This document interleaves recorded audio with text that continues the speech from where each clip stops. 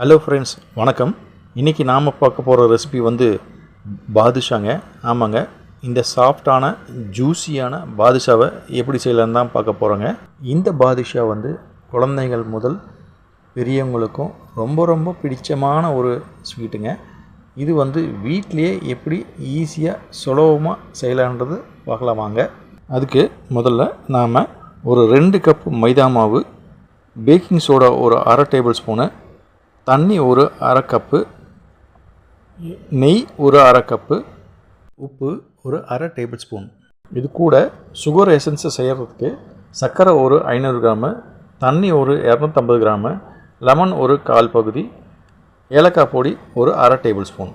இப்போ இந்த பாதுஷா எப்படி செய்யலான்னு பார்க்கலாம் வாங்க. இந்த மாதிரி பேன் எடுத்துக்கோங்க. இந்த பேனில் நாம் எடுத்து வச்சுருக்கிற 500 கிராம் சர்க்கரையை இதில் சேர்த்திக்கோங்க. அது கூட அந்த 250 ml தண்ணி அதையும் சேர்த்து நல்லா கரையிற அளவுக்கு ஒரு ஹை ஃப்ளேமில் வச்சு கொஞ்ச நேரம் நல்லா வேக விடுங்க. கூடவே நாம் எடுத்து வச்சுருக்கிற ஏலக்காய் பொடியும் சேர்த்து மிக்ஸ் பண்ணுங்க. கூடவே நாம் எடுத்து வச்சுருக்கிற லெமனையும் பிழிஞ்சு விட்டுருங்க. நல்லா கலக்கி விடுங்க. இந்த மாதிரி கலக்குங்க. பாருங்கள் ஃப்ரெண்ட்ஸ், இந்த கன்சிஸ்டன்சி வரணும். இந்த பதத்துக்கு வர மாதிரி எடுத்து வச்சுக்கோங்க. ஓகே ஃப்ரெண்ட்ஸ், இதை எடுத்து கொஞ்சம் ஓரமாக வச்சுட்டு அடுத்த ப்ராசஸ் ஸ்டார்ட் பண்ணிடலாம்.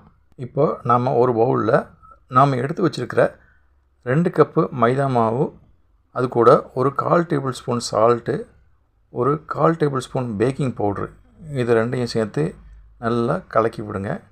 கலக்கி விட்ட பிறகு ஒரு அரை கப்பு நெய் அது கூட சேர்த்து விட்டுக்கோங்க. அப்புறம் ஒரு அரை கப்பு வெந்நீர், அதாவது சுடுதண்ணி கொஞ்சம் அது கூட சேர்த்து நல்லா கலக்கி விடுங்க. நல்லா சப்பாத்தி பிசைகிற மாதிரி நல்லா பிசைங்க. ஆனால் சப்பாத்தி ரொம்ப சாஃப்டாக இருங்க. இது கொஞ்சம் ரஃப்பாக, இந்த மாதிரி கொஞ்சம் ரஃப்பாக நல்லா பிசைஞ்சு எடுங்க. பாருங்கள் ஃப்ரெண்ட்ஸ், இப்படி ஒன்றுக்கொன்று ஒட்டாத அளவுக்கு கையிலேயே கொஞ்சம் பிச்சு லேயர் லேயராக வர மாதிரி நாம் பிசைஞ்சிக்கோங்க. நம்ம செய்கிற பாதுஷாவும் லேயர் லேயராக வரதுக்கு இதுதாங்க ப்ராசஸ்ஸு.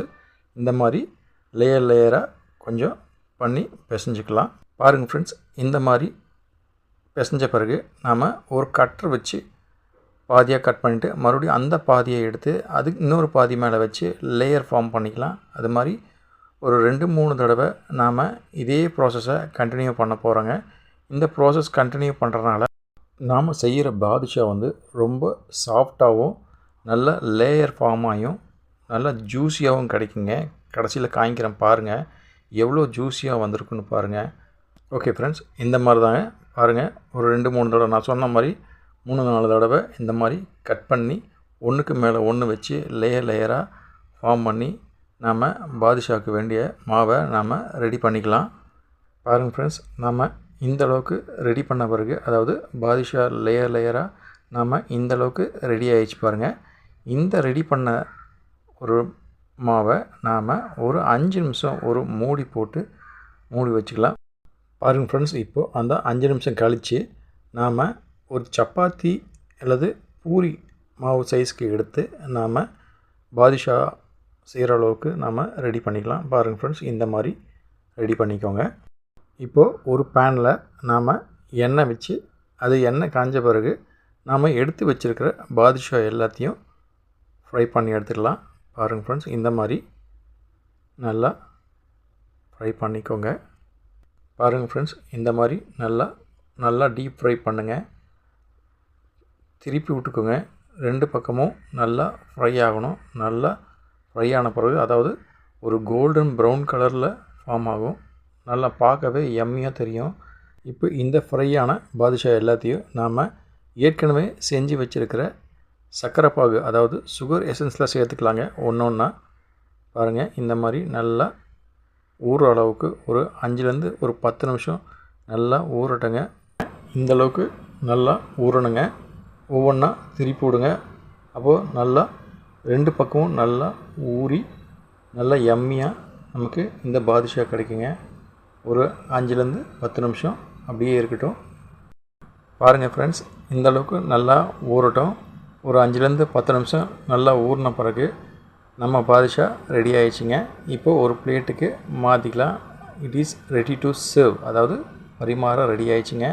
பாருங்கள் எவ்வளோ யம்மியாக சாஃப்டாக ஜூஸியாக இருக்குன்னு பாருங்கள். நான் சொன்னல இந்த லேயர் பாருங்கள், லேயர் எவ்வளோ சூப்பராக வந்திருக்கு பாருங்கள். இந்த மாதிரி கன்சிஸ்டன்சி இருந்துச்சுன்னா தான் பாதுஷா சூப்பராக இருக்குங்க. நீங்களும் உங்கள் வீட்டில் இந்த பாதுஷாவை ட்ரை பண்ணி பாருங்கள். வரப்போகிற பண்டிகை காலத்துக்கு ரொம்ப யூஸ்ஃபுல்லாக இருக்குங்க. ஃப்ரெண்ட்ஸ், இந்த வீடியோ உங்களுக்கு பிடிச்சிருக்குன்னு நினைக்கிறேன். பிடிச்சிருந்தா லைக் பண்ணுங்கள், ஷேர் பண்ணுங்கள், கமெண்ட் பண்ணுங்கள், சப்ஸ்கிரைப் பண்ணுங்கள். மறக்காமல் நீங்களும் இந்த பாதுஷா ரெசிப்பியை ட்ரை பண்ணி பாருங்கள். Thank you friends.